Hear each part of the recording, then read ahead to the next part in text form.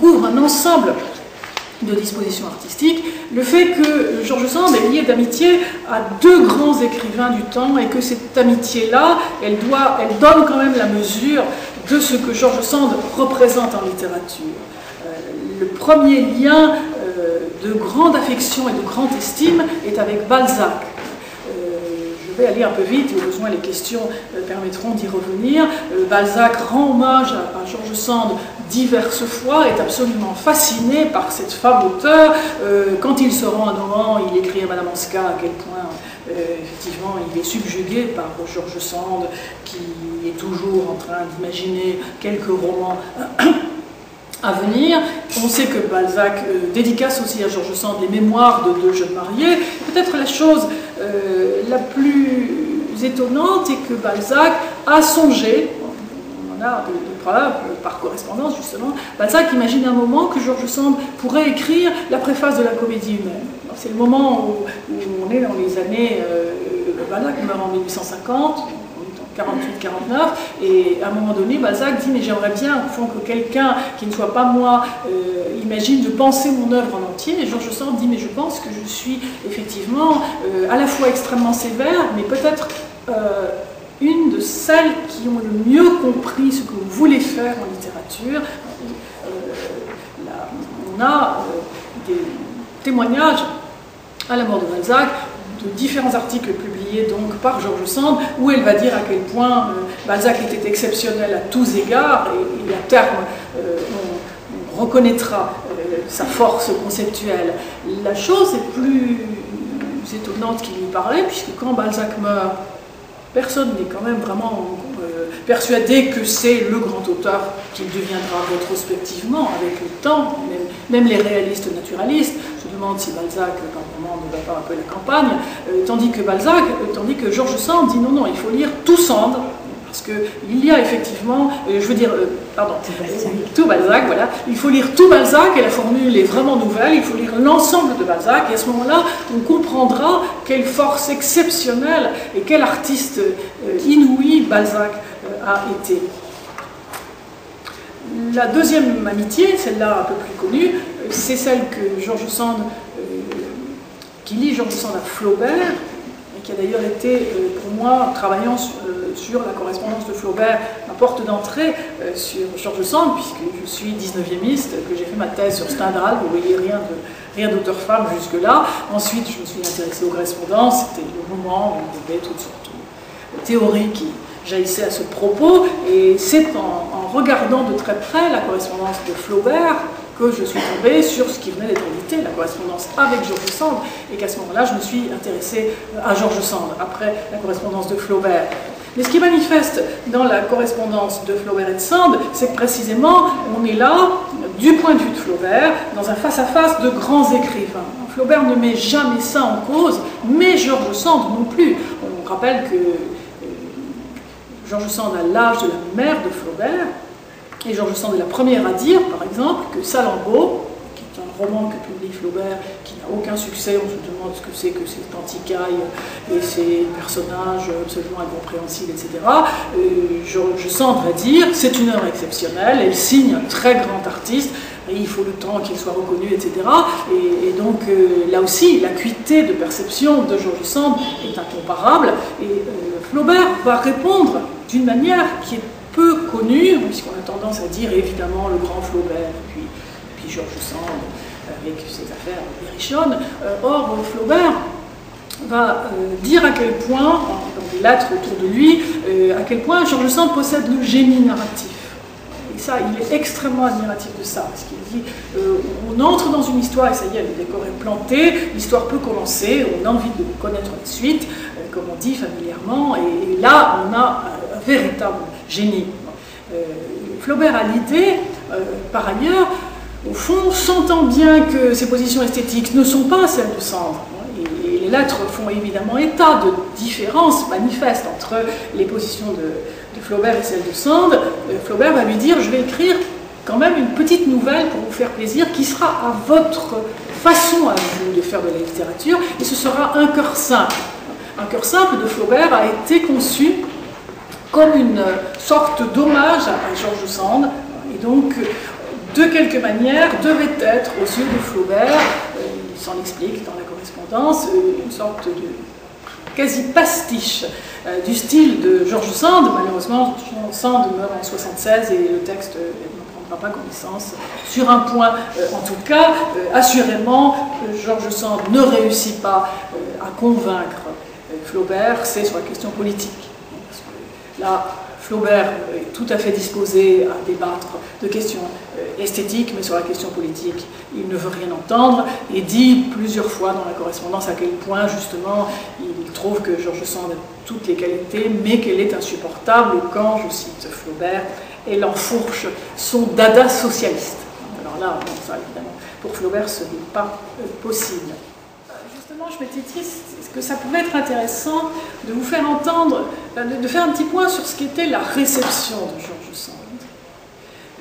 La première, je pense qu'il y a trois types au fond de réception, trois types de réaction du vivant de Sand, et ensuite on voit petit à petit se dessiner trois types de positions. Elles disent beaucoup, et ce sera justement ma manière de revenir aux propos que j'avais tenus d'entrée de jeu. Premier point, on considère que c'est une femme et que donc à cet égard elle a un joli talent. Un talent véritable non, du génie évidemment pas, parce que les théories physiologistes de la fin du XIXe siècle vont y insister avec des preuves supposément scientifiques. Les femmes n'ont pas déjà la même taille de cerveau, etc. Donc il ne faut pas seulement commencer à imaginer qu'elles pourraient être égales au talent de quelque façon. Ça, c'est une ligne qui court pendant longtemps, qu'on retrouve évidemment dans les histoires littéraires de diverses façons, hein, c'est-à-dire un petit talent, une œuvre dont on ne connaît d'ailleurs pas trop les contours, mais qui est honnêtement à sa place et qui peut donc être résumée au roman champêtre. La deuxième position est une position sur laquelle on peut, je pense, on pourrait consacrer une heure, c'est-à-dire la nature des attaques portées contre George Sand. Parce que George Sand a tout de même été, même si bien sûr on est au temps de la presse, de la caricature, de la diffusion d'images cocasses et de farces dans tous les sens, il n'empêche que les insultes contre George Sand sont continues. Elle va d'ailleurs par moments s'en plaindre ou demander à tel ou tel de la défendre, en l'occurrence par article interposé, parce qu'on va faire un amalgame évidemment entre sa conduite scandaleuse et son œuvre, et on va faire évidemment aussi faire valoir une vraie hostilité à cette position politique, puisque certains romans, elle les qualifie de romans communistes, en utilisant le mot dans son sens premier. Bref, les insultes pleuvent. Alors je vais vous faire une petite liste d'insultes comme ça que vous entendrez un peu, comme vous savez, ces insultes du capitaine Haddock dans Tintin, hein, ces sortes de chapelets d'insultes. George Sand est simplement traité de bas bleu. Alors ça, c'est sûr, ce n'est pas un compliment, c'est-à-dire justement une femme qui se pique de savoir quelque chose alors qu'à l'évidence elle ne sait pas grand-chose. Ménagère, est également une insulte. Somnambule, cabotine, goule, latrine, maman-blette, vache à roman. Et on pourrait continuer comme ça. Ce n'est qu'un petit aperçu. Ce sont les auteurs réalistes, ce sont des auteurs comme Zola, Huysmans, Bourget, Maupassant, Jules Renard, qui trouvent bon à quelques moments, il faudrait ajouter Barbey d'Aurevilly, qui trouvent bon à quelques moments de montrer à quel point, et l'exercice continue d'étonner tout de même un peu, de montrer à quel point justement elle est décidément pas du tout à sa place dans le domaine littéraire. On lui reproche bien sûr ses positions politiques, mais essentiellement on lui reproche, on le comprend, d'être une femme en littérature. Troisième point, après je m'arrête, troisième point intéressant aussi parce que dans un sens il n'est pas si éloigné du premier. Un certain nombre d'auteurs, d'hommes, de femmes, j'ai cité Balzac, Flaubert, j'ai cité d'autres, vont trouver qu'assurément le génie de George Sand est très remarquable, qu'il n'y a pas de doute, son talent est incontestable, qu'il a une capacité d'imagination exceptionnelle, etc. Mais que si tel est le cas, alors, la formule est dans un sens cocasse, elle est sortie de son sexe. C'est-à-dire qu'elle ne peut pas être une femme. Alors, physiologiquement, elle est une femme, ça c'est difficile de prétendre le contraire, mais elle est mentalement. sortie de son sexe.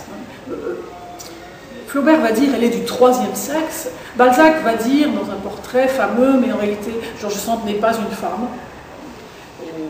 Parce que ça c'est pas possible. Elle a un style extraordinaire, etc. Et à cet égard, elle ne peut pas être une femme. Donc on comprend, au-delà du caractère qui aujourd'hui nous fait un peu sourire de comment n'est pas une femme, on comprend à quel point l'époque est proprement incapable de concevoir le moindre talent sérieux au féminin. Je pense que c'est vraiment là que ça bloque, c'est-à-dire on ne peut pas l'imaginer. On est dans une vision du monde qui ne peut pas être imaginée de cette manière. Donc, de temps en temps, force est de constater qu'il y a une femme qui a un grand talent, alors elle n'appartient pas à l'univers féminin. Ce n'est pas possible. Donc, on la déplace, ou alors, comme le fait Flaubert, on imagine une petite catégorie à part, on met une collection de petits monstres, parce que, évidemment, elle n'est pas un homme, c'est sûr, mais elle n'est pas une femme non plus, vu ses activités et son talent. Ceci résume à peu près, et je m'arrêterai de manière abrupte sur ce point, ceci résume à peu près la réception de George Sand jusqu'au moment où on commence sérieusement à s'intéresser de nouveau à elle dans les années 70. Voilà. Je m'arrête ici.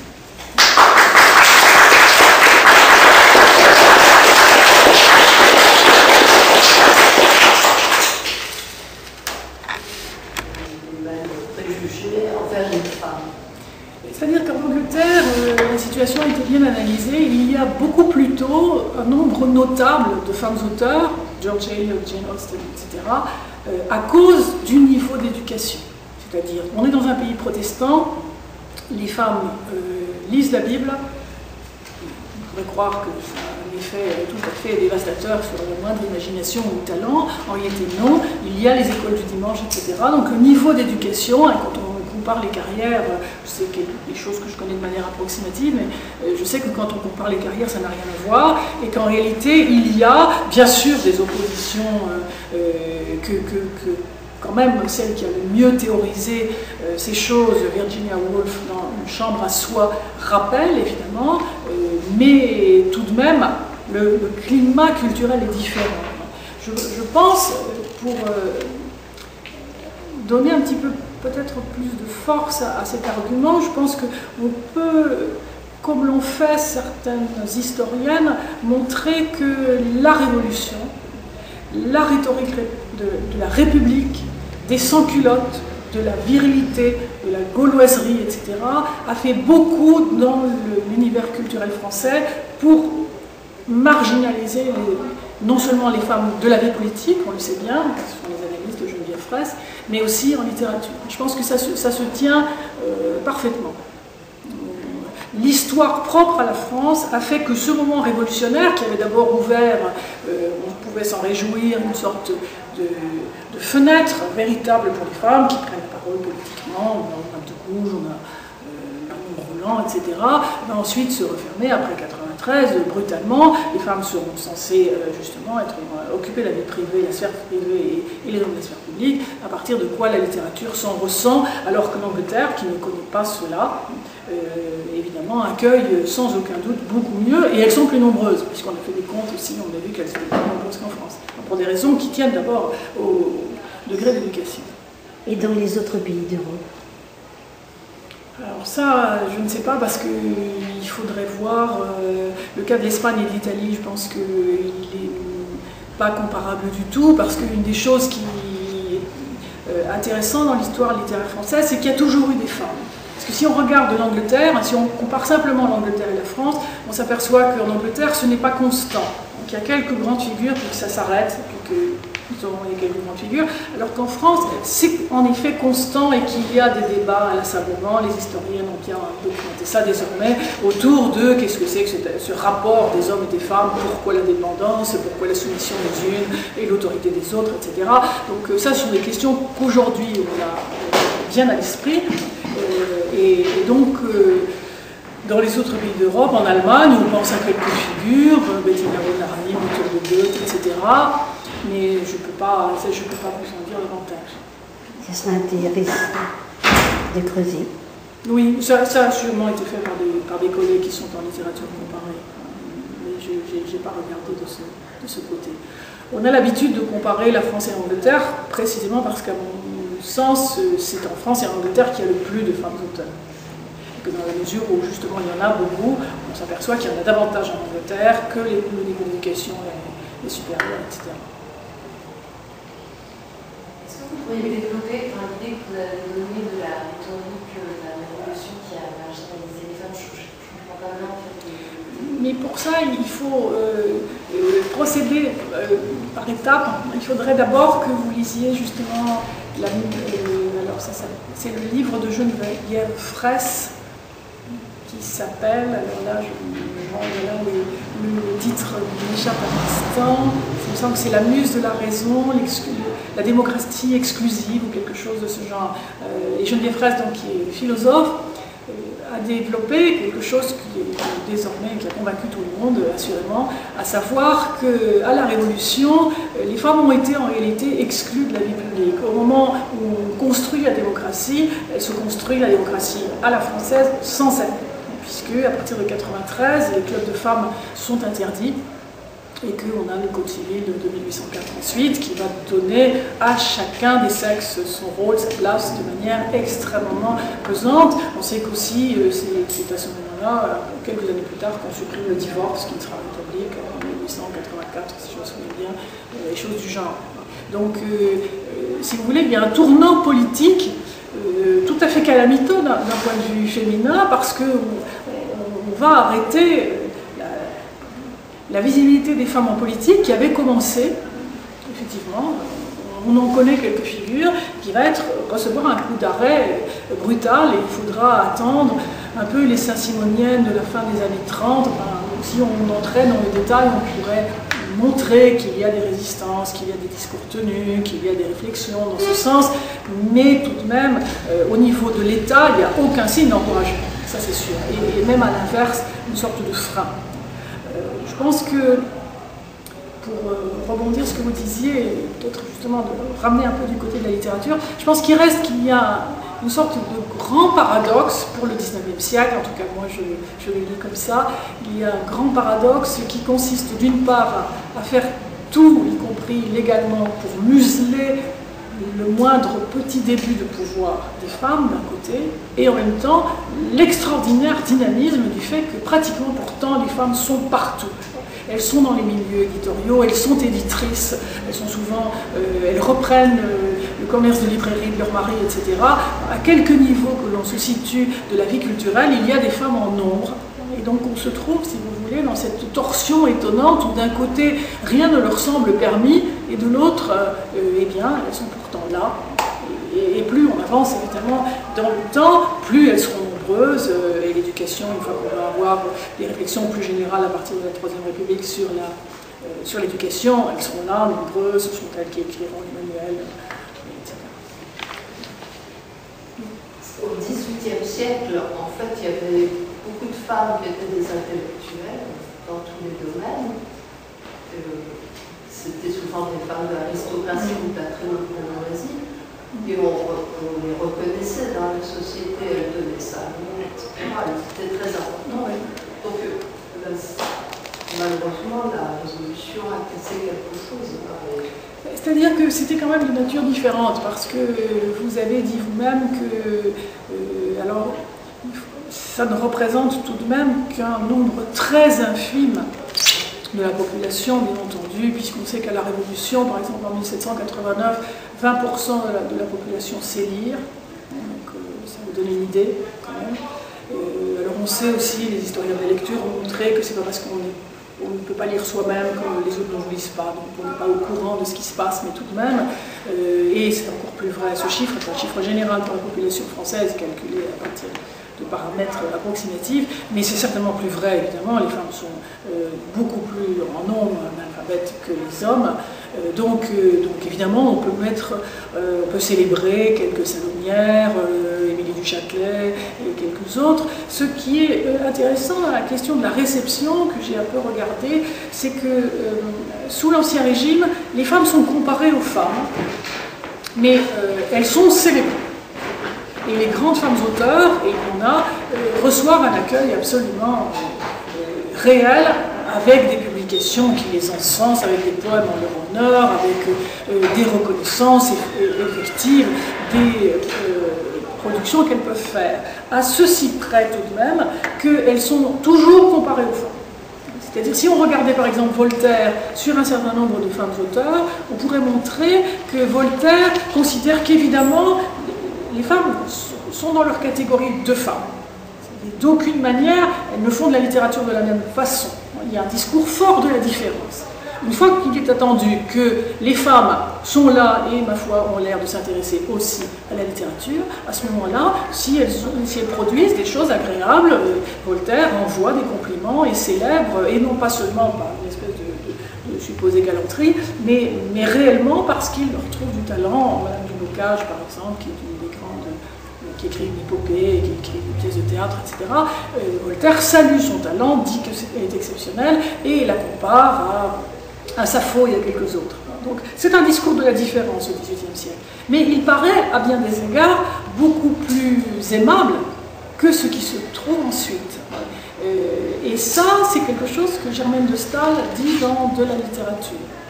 Elle dit qu'en effet, depuis que la Révolution a eu lieu, les femmes ne sont même plus traitées de manière aimable et courtoise comme elles l'étaient sous l'Ancien Régime. Et qu'à ce moment-là, les attaques sont brutales, et on l'entend évidemment chez George Sand. Si vous prenez que l'exemple de George Sand, c'est manifeste. Ça a changé tout à fait de registre, c'est beaucoup plus brutal, et à ce moment-là, d'ailleurs, le domaine littéraire, le champ littéraire se masculinise extraordinairement par toutes sortes de phénomènes qui, en effet, on pourrait montrer aussi, excluent pratiquement la possibilité d'être une femme, et notamment tout ce qui est liberté de mouvement, puisque George Sand dit ça, par exemple. Elle ne peut pas entrer dans un bureau de revue, elle ne peut pas entrer, ne peut pas se promener seule dans la rue. C'est pour ça qu'elle imagine de s'habiller en homme, parce qu'elle dit si je n'ai pas des signes, une chose qu'on voit encore dans certains pays aujourd'hui, quand on n'a pas de signes d'activité ménagère de quelque sorte, alors c'est qu'on cherche un client, c'est que une femme seule cherche l'aventure.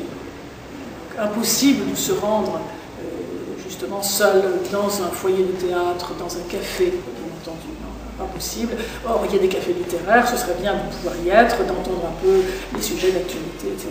Et ça n'est pas permis. Finalement, on est retombé dans le même travers à la fin du XXe siècle, oui, en revendiquant une littérature féminine différente. Vous le savez, il y a des positionnements qui ont varié, c'est-à-dire qu'on peut, qu'il y a eu tout ce qui était à partir des années, du fameux texte de 1975, Le Rire de la Méduse, le moment où on a dit il y a une écriture à s'approprier, une écriture à soi. Évidemment, Virginia Woolf avait quand même déjà dit ça un peu, mais il a semblé que la seule réponse, au fond, supportable, c'était de décider qu'il n'y avait plus de rapport des hommes avec les femmes, que les femmes faisaient de la littérature féminine. Elles le faisaient autrement, elles le faisaient avec leur corps, etc., tout ce discours, qui aujourd'hui a son intérêt historique, parce que tout de même, il me semble qu'on voit les choses évoluer, et que désormais, on est plutôt, en tout cas théoriquement, dans quelque chose qui tenterait de dépasser l'opposition dont décidément, on n'arrive à rien faire de bon avec cette opposition masculin-féminin. Donc peut-être, disent certains théoriciens, théoriciennes, est-ce qu'il ne faudrait pas souhaiter qu'on aille au-delà, qu'on oublie cette différence, d'accord, elle est inscrite dans la nature, une fois qu'on a dit ça, on a dit une évidence, au-delà, on est dans le culturel, etc. Et à ce moment-là, il faut peut-être souhaiter justement toute espèce de positionnement possible à cet égard. Et peut-être qu'une manière de se défaire de la domination masculine serait de se dire il n'y a plus d'hommes, il n'y a plus de femmes. Je caricature beaucoup, bien entendu. Je pense qu'au moins il faut conceptuellement avoir un horizon utopique qui dit comment s'en sortir de ce système d'opposition. Parce qu'on voit bien qu'on gagne un peu d'un côté. Vous voyez comme moi ce qui se passe de par le monde, on est consterné de voir que de nouveau on est confronté à cette justement empêche les petites filles d'aller à l'école, etc. Alors évidemment on peut théoriquement, pratiquement je pense que c'est très compliqué, mais on peut au moins théoriquement essayer de penser la chose. Tout ça. position. J'aimerais aborder la question de l'éducabilité. Parce que dans La main au diable, elle utilise ce terme. Alors je voulais savoir comment ça s'inscrit dans le contexte historique et quelle influence ça a eu sur son époque. Oui, alors ça c'est pas tellement facile de répondre à ça. Je pense qu'il y a chez George Sand un optimisme foncier qui lui fait dire qu'il n'y a pas de raison, d'aucune manière. C'est une espèce de pétition de principe. Tout le monde est capable de s'instruire. Il choisit à dessein, dans un certain nombre de ses textes, de montrer quelqu'un qui au départ semble n'avoir aucun talent, semble avoir un caractère détestable, semble en plus de ça ne pas être gâté du tout socialement, et donc être livré à lui-même. Il y a des petites filles parfois, il y a des petits garçons aussi, et va montrer comment, une fois qu'on trouve la personne adéquate, celle qui est patiente et compréhensive et qui peut expliquer, alors on est bien dans un principe. Donc, vous avez raison, je ne sais pas. Ce que je ne sais pas, c'est si c'est elle qui a inventé le terme. Voilà. Je ne sais pas si vous l'avez vérifié, ça. Eh bien, écoutez, il y a des textes contradictoires. Ah bon? Parce que certains disent que c'est vraiment elle à la base, et que ça a été repris, mais c'était dans l'air du temps, disons. Moi, franchement, je ne sais pas. Mais bon, d'une part, donc, il y a cette sorte d'optimisme foncier, mais vous voyez que c'est toujours, dans le cas de George Sand, un optimisme actif. C'est-à-dire que c'est pas seulement comme ça qu'on voit le monde de façon satisfaisante, c'est que pratiquement on prend des mesures, on essaie de faire changer les choses. Sur le domaine de l'éducation, c'est sûr. Alors quel effet pratiquement ça a? George Sand n'est quand même pas dans la position de certaines éducatrices du XVIIIe siècle, ni dans la position de celles qu'on trouvera à la fin du XIXe siècle. Parce que fondamentalement, ses intérêts ne sont pas là. Je pense que j'aurais tendance à dire que si elle défend cette position que je viens d'expliquer, c'est pour des raisons politiques. Donc, elle dit évidemment égalité partout. Égalité du sexe, égalité de race, égalité de classe sociale. Donc évidemment, quelle que soit cette situation de départ, il y a moyen de s'en sortir et l'éducation va permettre toutes sortes d'améliorations.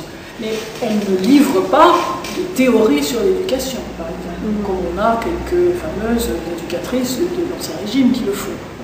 Ça, je ne connais pas de traces. Il y a des petites bribes de ci, de là, par exemple dans la correspondance, des petites explications, quand elle s'occupe entre autres de l'éducation de cette petite fille, mais jamais, si vous voulez, elle n'imagine même de concevoir un article qui serait consacré au bienfait de l'éducation, etc.